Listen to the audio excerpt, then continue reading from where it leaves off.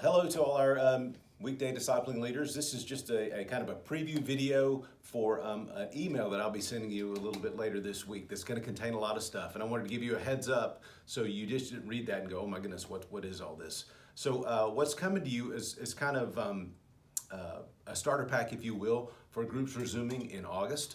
First of all, our groups are going to start back in August. I guess you knew that. And so what does that look like for you? How do we prep our members to get started back? What do you want to do during those first couple of meetings in August? So we'll talk about some housekeeping things within your group to help get that started, the best way to communicate with those folks. Some things to include as you begin throughout the year, like expectations for the group, like how what we do and why we do what we do comes from our vision statement, what it means to be a disciple. All those things we want to reinforce or start with as we re-begin this session.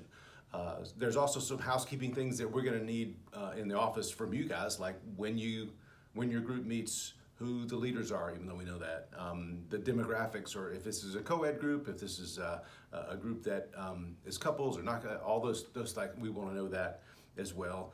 And also this year we want to start making sure that every group keeps attendance on their phone or whatever through our Blackbaud app, our church app, so that we can keep a record of folks that are engaged in that.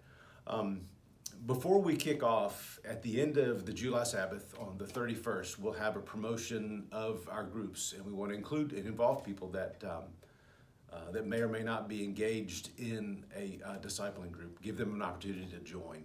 And so we'll have some folks at the pre-breakfast on the morning of the 31st, and we'll have some folks at the back to school bash that we have later that afternoon, just with literature or an opportunity for people to sign up to be a part of a group, or at least give us their information if they're interested in being in one.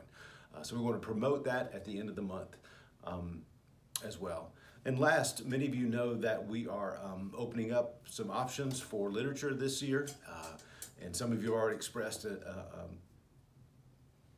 some ideas on that, or wanted some help in maybe coming up with an alternate literature for your group. I'll be sending you some options, as well as we're going to continue to have the sermon-based curriculum as well.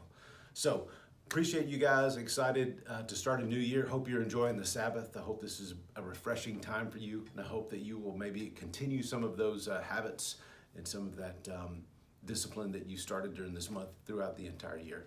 I look forward to seeing you Sunday. If you got any questions, give me a call. Thanks.